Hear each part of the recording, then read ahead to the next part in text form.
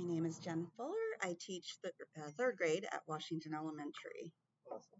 So, question number one, what inspired you to become a teacher? So I actually did not want to be a teacher. My mom was a teacher, and I was like, I'm absolutely not going to be doing that. And after college, I was figuring things out, and I was doing some graphic design work, and so I started subbing just to make some money. And just kind of slowly fell in love with it, and eventually went back and got my credential. So. Two, how do you keep everything organized? Managing chaos every Yeah. day. So, Quest Dojo, Clever, Google Yeah. So yeah, I try to keep everything as organized as possible because if I don't, then I just it's just a mess. So beginning with setting up my classroom, I want to make sure that there's a system and a procedure and a routine for as many things as possible, and then teaching those routines to the kids. So from just the physical organization, um, I um, I use lots of tools and I'm always looking for more tools for organization of grades, of communicating with parents, all of that. So, What's the tool you use the most? like, like Quest Dojo or electronically, Clever, Google Classroom, um, I would say actually Google Classroom is probably the most for organization, because I can put my assignments on there, I can grade them on there, you can let the parents see it, so that that pretty much takes a lot of work out of trying to, you know, pull this and pull that and pull that. You can pull it all into one place. So any kind of those, some people in high school use Canvas or any of those. Yeah. Okay, sounds good. So, number three, how often do you plan your own lessons? Um, so it used to be every day a long time ago.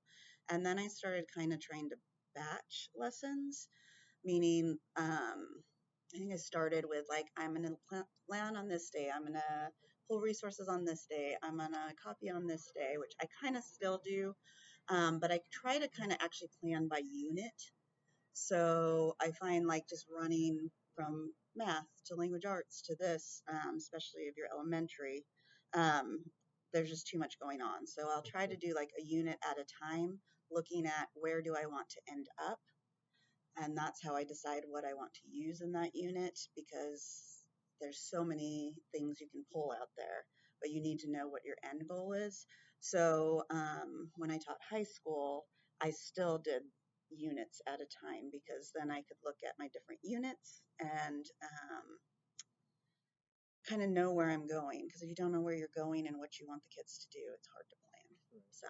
So, as far as planning your lessons, do you do that on your own or do you collaborate with your colleagues? A little bit of both.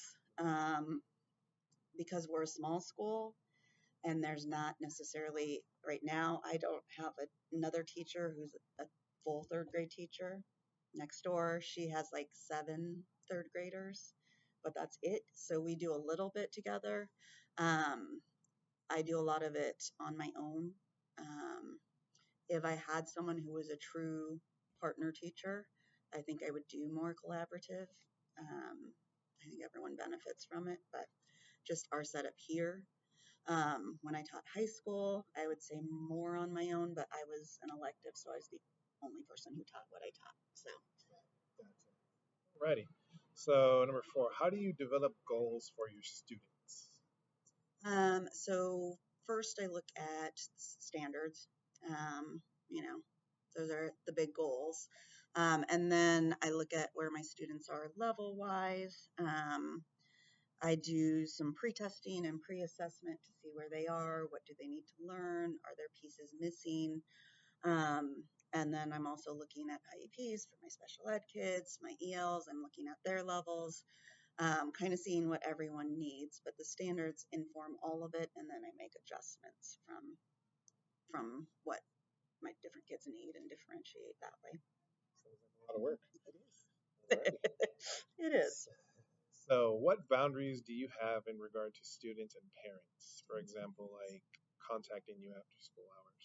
So I'm not everyone does this, but I don't give out my phone number.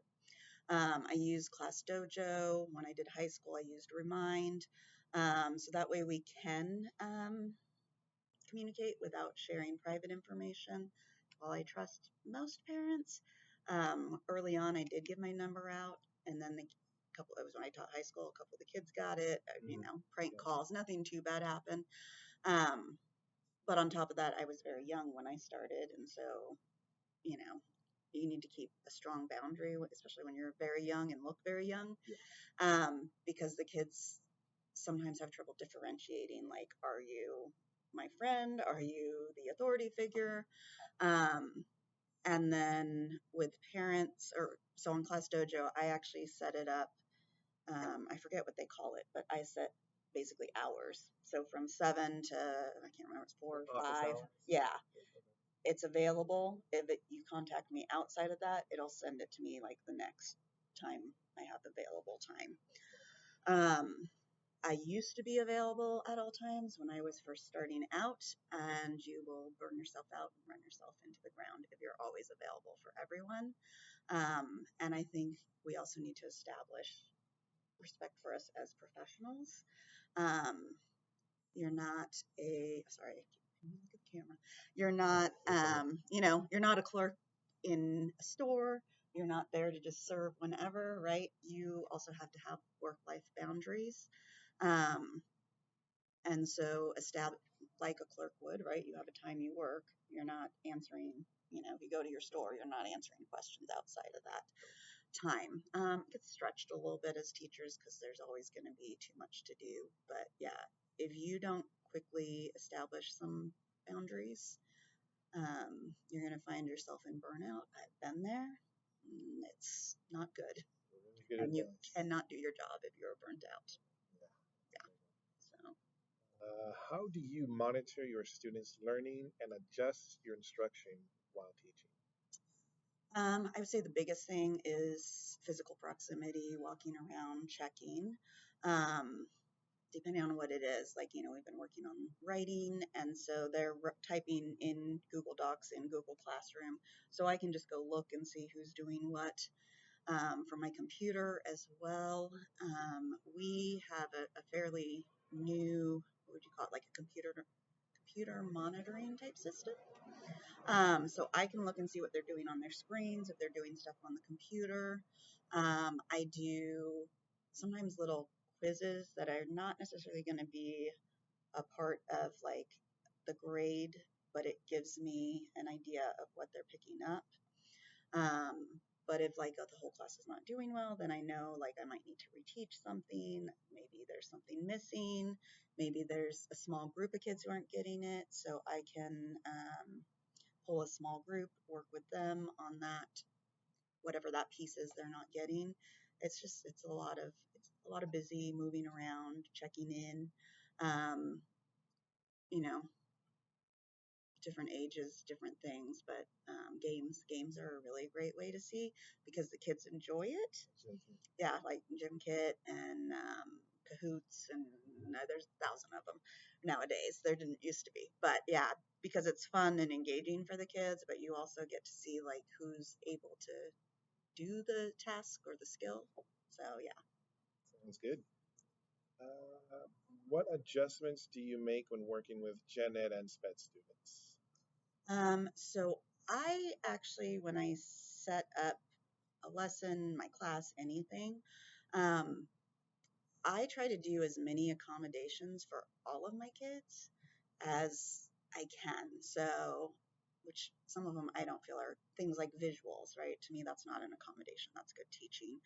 Um, Anything that I might do for a kid who's in SPED um, and has an official IEP, I try to have that as an option and set up just my organization so that kids who don't have that get the supports.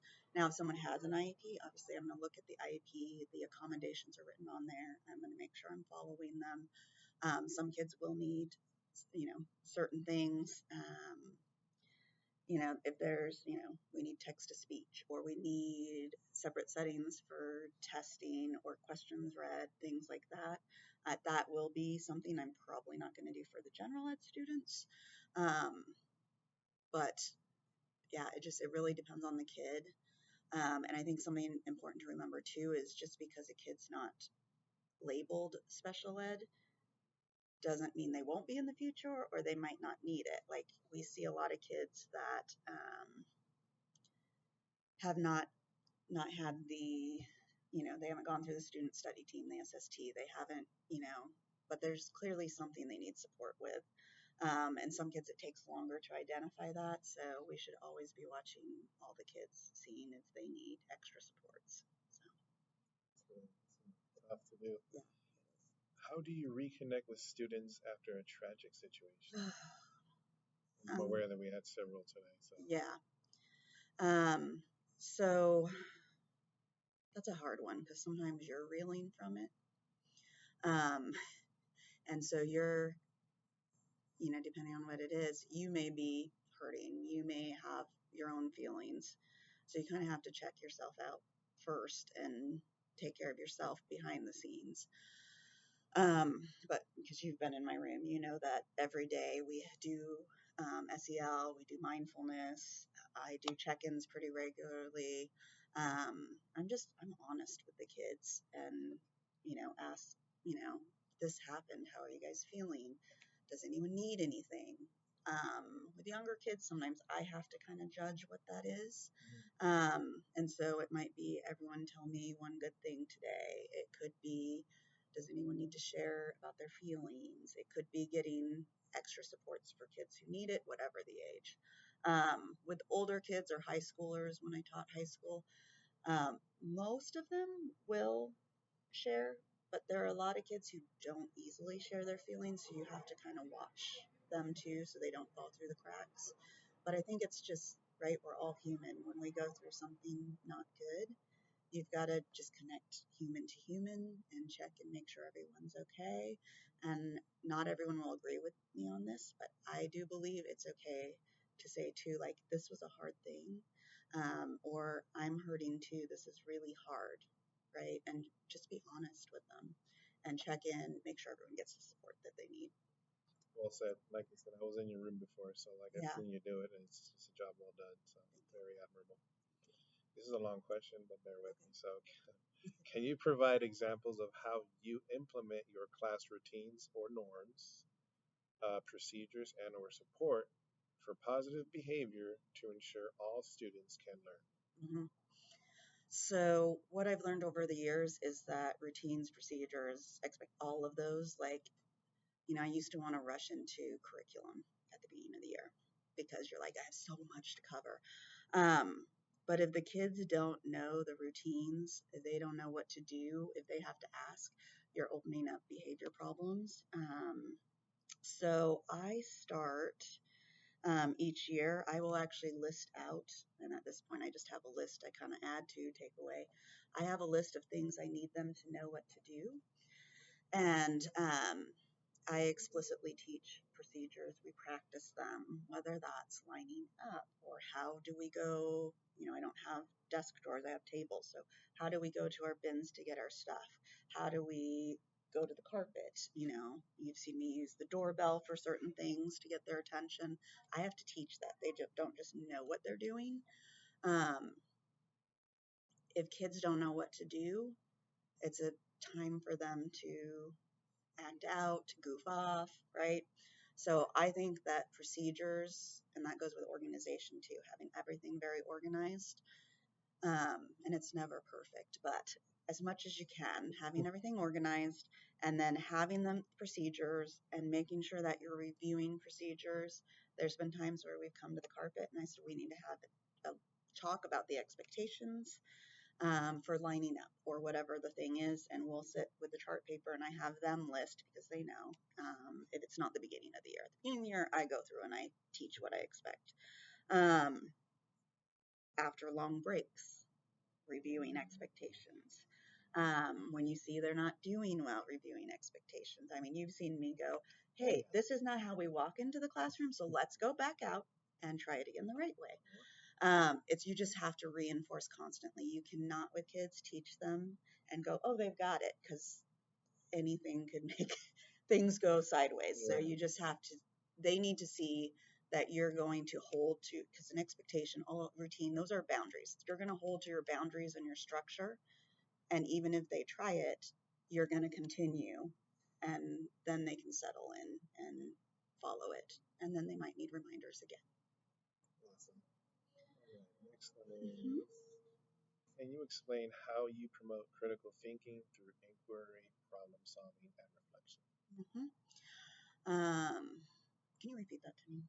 Can you explain how you promote critical thinking through inquiry, problem solving, and reflection? Mhm. Um, so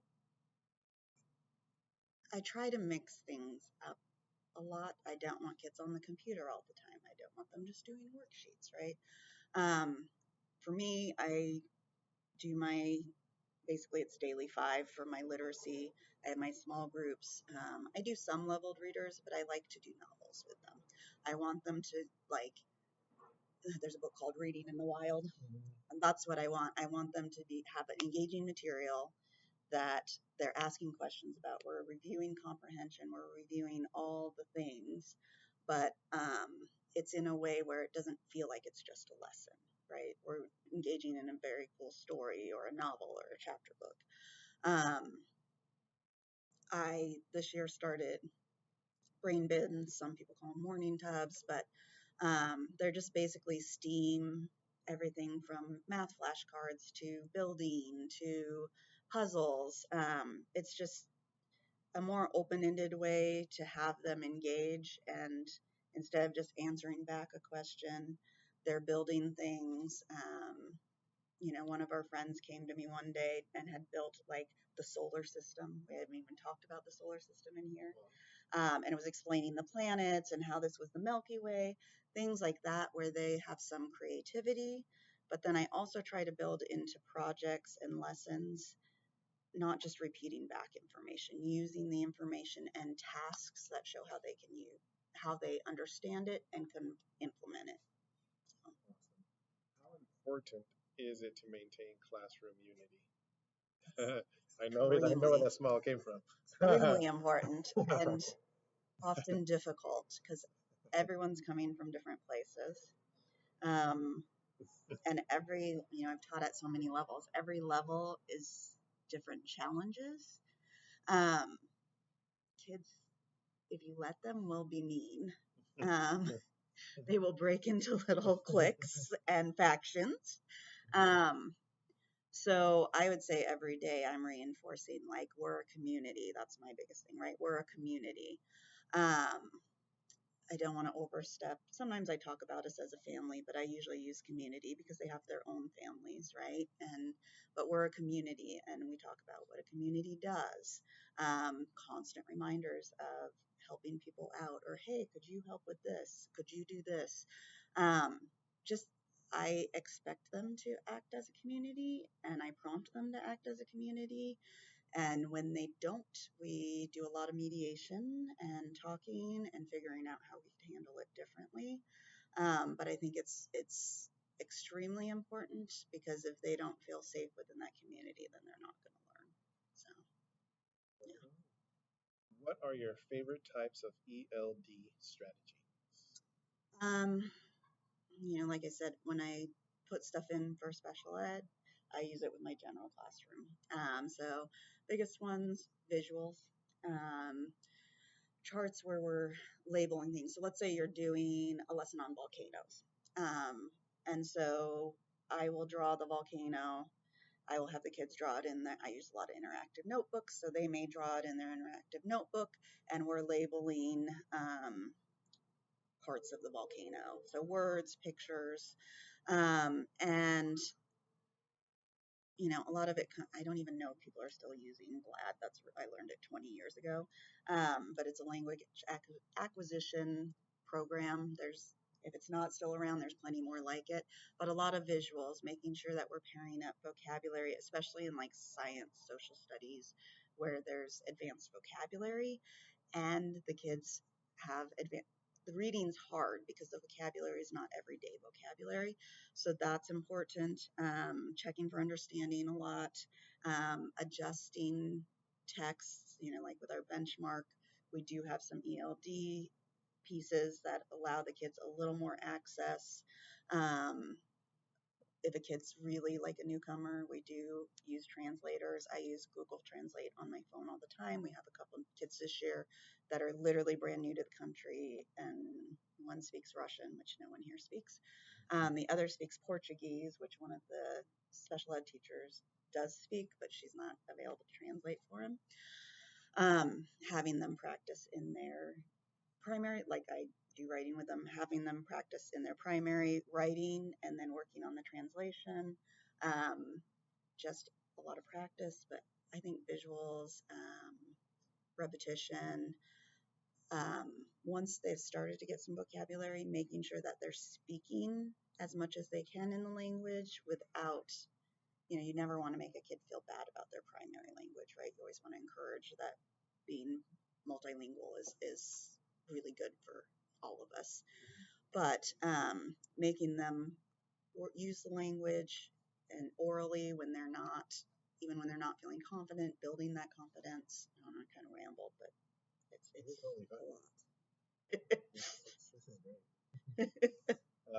What type of resources, technologies, and or enrichment activities do you use to make subject matter accessible to all students? Anything I can find. Yeah. Games,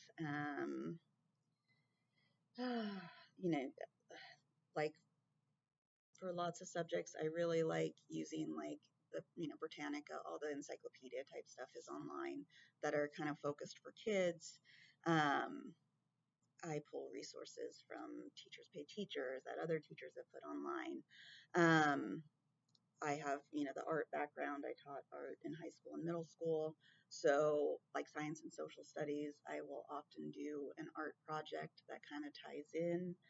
Um, last year I did cactus. We did a cool cactus drawing with soft pastels, but we had read about cactus and we were learning about living things, its life cycles. What else do I pull in? When we did health, there's the part of the health where they have to talk about farm to table. So they all picked a food. We divided a nice big piece of paper. They had to draw farm to table. So making them illustrate projects, interdisciplinary projects when I can, anything that's going to get them to use the information, not just writing it down, not just in a worksheet, but really applying it more real world. Mhm. So, Makes sense. All right, five more to go. okay. This one's going down memory lane. So, Okay. what tools or support do you wish you had in the beginning of your teaching experience? All of it. um,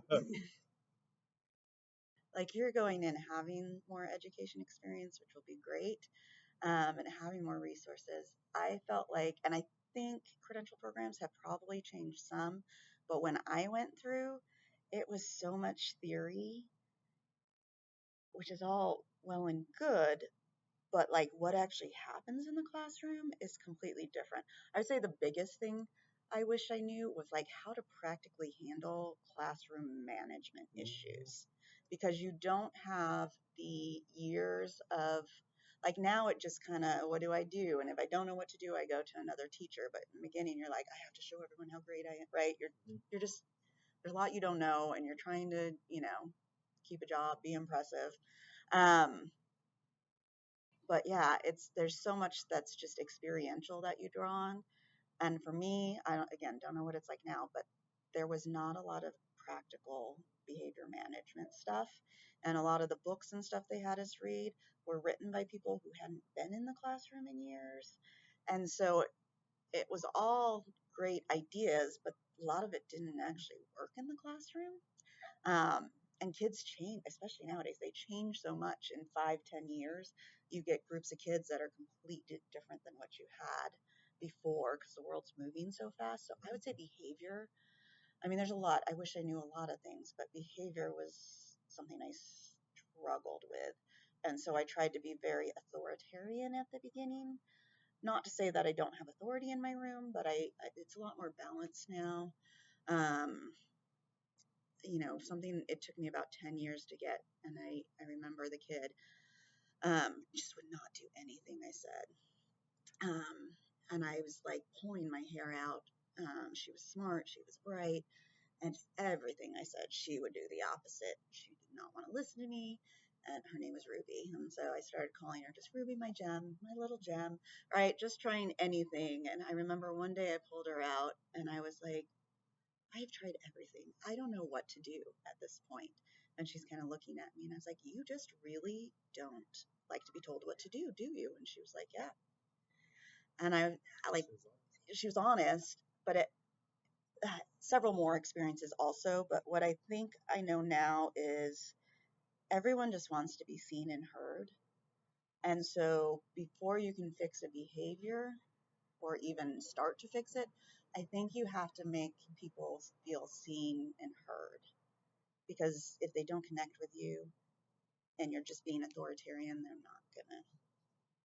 not gonna work with you. So yeah. Okay.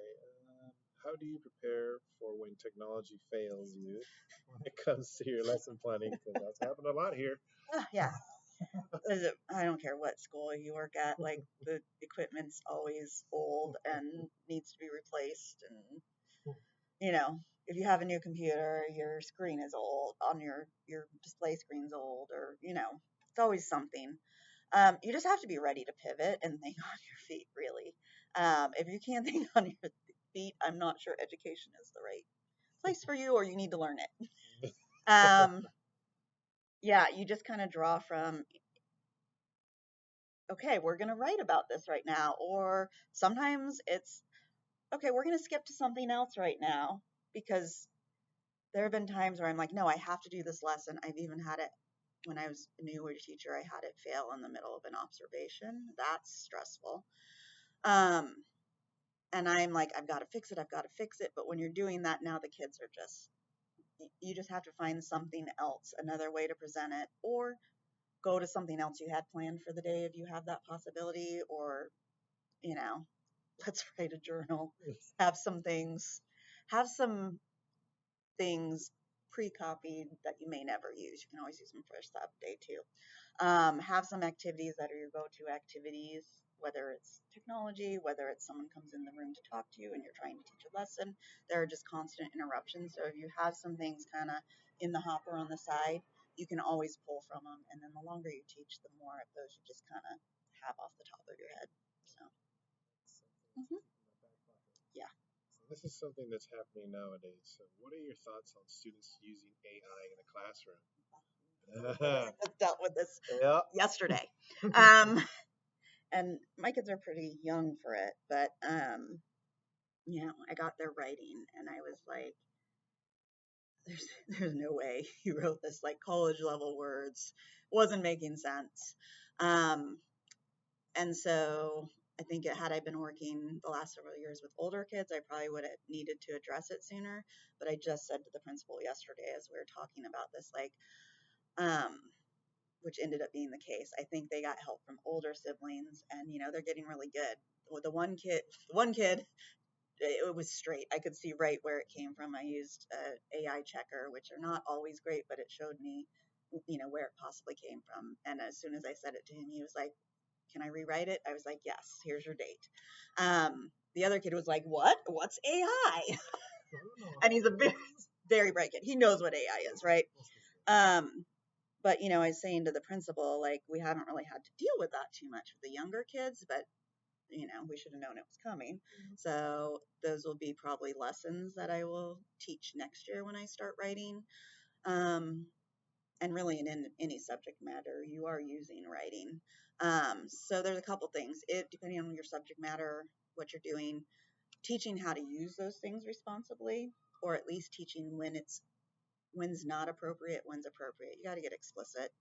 Um, I feel like I need to be more up on it. I use it for a few things, but not a ton. But I do use it to look up stuff, like even when I'm lesson planning, but then teaching kids how to take something and not just copy it, or take the ideas you find, make it your own, explicitly teaching them AI, which I think the younger generation of teachers are probably going to be a little more prepared to do than myself. I'm not a younger teacher anymore, and it's all new to me. Like I love new tools and I'm trying to learn it, but it's just not as native to me. So at some point, I need to get kind of clear on it and probably, hopefully, at least teach them what to do, what not to do. But I think it could be really cool also to teach them how to use it responsibly in the classroom and use it with them. And there's more tools coming out that are geared towards education. Magic School is another good Yeah, AI I tool. have. Yeah, I actually paid for that one Nice. because I liked it. Yeah. You kind of answered this next one already, Okay. but it's how would you monitor AI in the classroom and check for plagiarism? Hmm. That's AI checking for plagiarism. Yeah. So how would you monitor? So one of the things that's challenging, and this is what, so like Google Classroom has, they call it an originality checker. I think it checks for plagiarism. I'm not sure if it checks for AI, but you only get to use it 5 times in one class unless the district pays for it. And this is the ever consistent problem in education is that there's never enough money to pay for the things that you need to do your job. So, like I went, but it took some time to go through some of the AI checkers because you're going on free stuff. Otherwise, you have to pay for it yourself. So you've got to find one that's decent and that, is going to give you good results. Um, so there's the issue of education seems to always be behind what's currently happening, and funding is often a big part of that. So sometimes you have to get creative, and sometimes you have to just, trust your gut. Sometimes you go to the kid and you probably bad advice, but you bluff a little bit and you go, listen, I know you didn't write this, right? And usually their reaction, if you pay attention, will tell you. Um, and usually, if you know the kids, right? Yeah. Don't do it too much because you will. I've had it bite me before, but Okay. the longer you're in the classroom and you kind of have a feel for that, sometimes it's just if you're like, oh, I'm not going to bluff this because I don't want to mess it up. It's more of like, this is not the language I'm used to seeing. Like, what's going on? I don't know if that answers your question directly, but because we don't have the resources we need, sometimes you have to really rely on sometimes your relationship with the kids to get them to be honest, until education gets fully funded and we have what we need. You get creative in how you deal with those things. So, but use what's available to you. Just know you may not always have what you need. So, Basically, you did answer it because there's no foolproof way to monitor it right now no, because of the lack of funding. right. Well, the one thing most districts are doing, we just got a new one. We had one that was like 15 years old and never worked, but it's the oh, I don't know what they're called. They're where you can pull up their computers and monitor, like ours is Blocksy. So I can Mm-hmm. pull it up and start it, and I can monitor all the kids in my class, what they're on the computer. So things like that, just them knowing you're watching can help. So, yeah. The last question should be Okay. a little fun. What sort of tips or strategies would you recommend for a new teacher? Um, Boring stuff. Boy. Um, Expectations, routines, procedures, being very clear about what you want from your kids. Uh, this is one I still struggle with, not over explaining everything. I'm very wordy. And so sometimes, like, you can just say a sentence and I say five and I lose them. Um, it's just one of my little quirks. But it's really like the basics, the really boring stuff of like have everything organized, have your goals in mind. Um, that boring stuff is super important. But the biggest one is have people who are resources. Reach out to people. I know it's really hard when you're coming in new, but you know, you gotta figure out who you trust when you get to a site. But things like behavior management, um, planning, any of this stuff that you just don't have the experience with, I think most teachers are going to be willing to help a new teacher because we've all been there. And if a teacher is not willing to help, then just stay away from that teacher. They're probably not someone that's going to be in line with you. Um, Reaching out for help.